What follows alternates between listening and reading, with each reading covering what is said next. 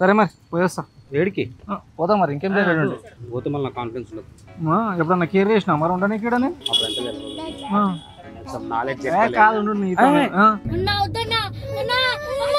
మరి నువ్వు వెళ్ళిపోయినావు అనుకో నాకు పెళ్లి కాదు. ఇప్పుడు ఎవడన్నా ఎఫర్ట్స్ పెడితేనే ఉండబుద్ధి అవుతుంది. అది ఏదన్నా సరే నువ్వు ఏ రోజు ఎఫర్ట్స్ పెట్టినా ఇప్పటి నుంచి పెడతా. ఇప్పటి నుంచి కాదు మొత్తం టైం అయిపోయినాక సచ్చినాక ఇంకేం పెట్టేది. ఇప్పుడు మీ అమ్మ చిన్నప్పటి నుంచి చెప్పింది నీకు నెత్తికి నూనె పెట్టరా అన్నమే నూనెగా సమరేసక్కగా అని చెప్పింది. నువ్వు విన్నావు ఏ రోజన్నా? ఇవ్వలేదు నేను పెట్టా ఇజ్జత్ పోతుంది నాకు ఇట్లా మొత్తం నూనె కడుతుంది ఏదో చెప్పిన